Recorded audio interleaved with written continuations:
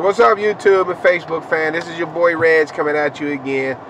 Let me say something. The government cannot fix racism. Let me say that again. The government can't fix racism. So don't look to Washington, D.C. and ask them to fix this so-called problem called racism in America. Yes, we do got pockets of racism. And I'm not saying that we don't.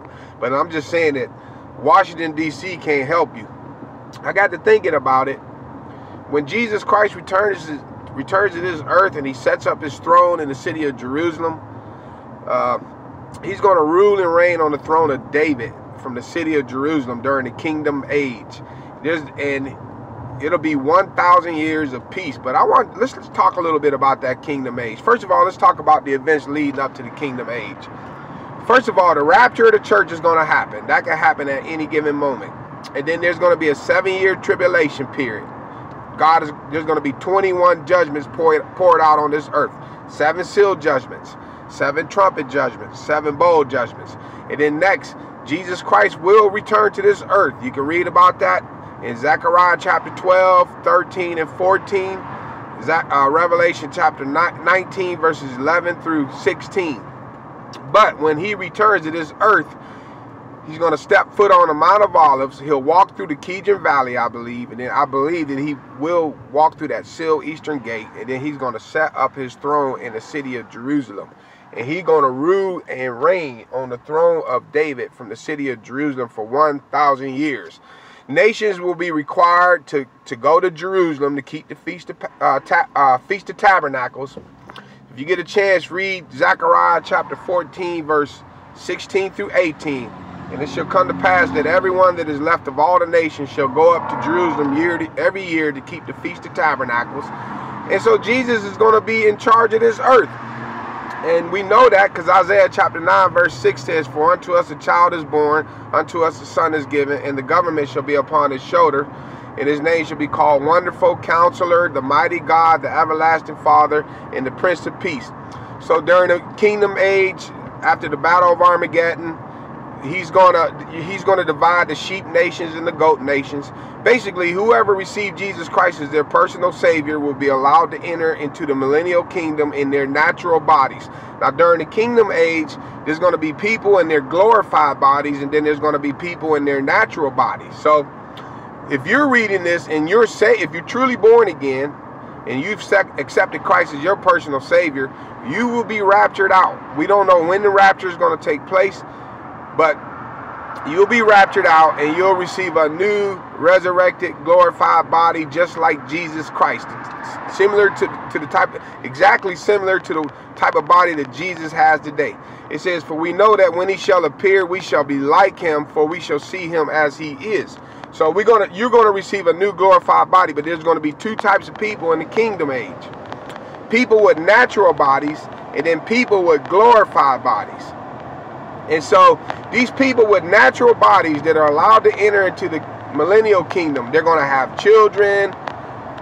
Their children will have children. They're going to have children, grandchildren, great-grandchildren, great-great-grandchildren, all the way through the millennial kingdom. And now here's something to think about. Satan will be cast into the bottomless pit.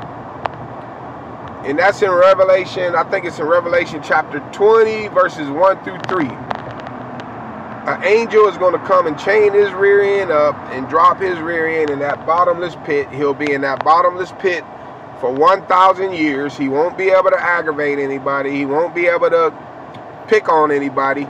And Jesus will be ruling and reigning on the throne in the city of Jerusalem. Satan will be nowhere in sight. But guess what happens at the end of the millennial kingdom?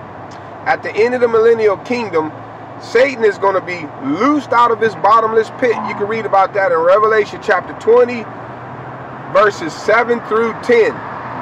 He'll be loosed out of the bottomless pit.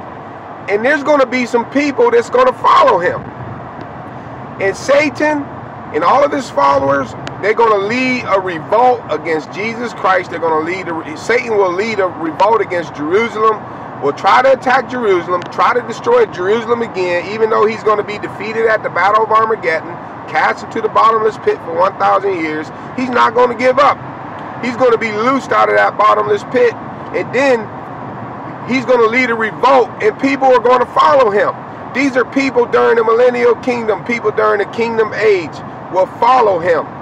So I don't know, can you just imagine what's going to be taking place during the kingdom age? They're going to be plotting this. I believe that they'll know that Lucifer is going to return. I believe that during the kingdom age, people are going to be talking about this. You know, yeah, Jesus is ruling, and he's ruling over Jerusalem. He's ruling over the nations of the world right now. But Lucifer is going to come and deliver us from Jesus. And I'm sure that they're going to pass this down to their friends, their family. Each generation is going to be looking forward to the return of Lucifer so that they can overthrow Jesus. But why do I say all this?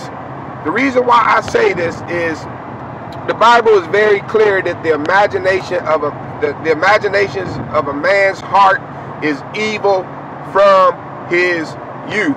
And that's in Genesis chapter 8, verse 21, I do believe. But anyway, the imaginations of a man's heart is evil from his youth. So even with a perfect situation, a perfect utopia, you know, you got people that say, oh man, we want to create a perfect utopia where everybody's treated with love and respect and dignity. Everybody's treated fairly. And there will be a perfect utopia. When Jesus comes back to this earth to set up his throne in the city of Jerusalem, there's going to be a perfect utopia. He's going to rule with an iron fist. He's not going to let people just come and just take over the city of Jerusalem, and he's going to put a stop to all this evil. But the imagination of a man's heart is evil from his youth. So even with Jesus Christ ruling from the city of Jerusalem over the nations of the world, they are still going to try to plot. And you know what? I got to thinking about it. I'm starting to believe that racism will probably exist during the kingdom age. Why not? People's hearts are going to be evil, even though Satan is going to be cast into the bottomless pit. And but people's hearts are still going to be evil. You know, they're going to follow, many of these people are going to follow Lucifer. They're going to follow Satan when he leads one more revolt against God. So I believe that, I never really given it much thought, but I believe if their hearts are not right during the kingdom age, there probably will be some forms of racism during the kingdom age. Now, I could be wrong. The Bible doesn't really go into that, but I'm thinking outside the box a little bit. So there you have it. My original point, my main point is the government can't even fix racism. You're going to have a perfect government. When Jesus Christ sets up his throne in the city of Jerusalem, it will be a perfect government, but people's hearts are still going to be evil. They're going to still want to do wrong. They're going to still follow Satan.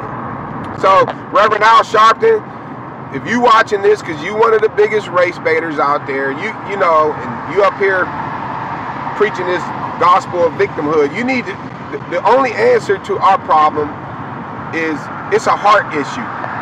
Racism is a heart issue. Even if you create a perfect utopia, you still can't stop racism. So I just had that on my mind. So the only solution to racism, matter of fact, the only solution to all of our problems in America is Jesus Christ and him crucified. So, all right, that's all your boy Rez got to say today. So I love you guys. I got to go. God bless.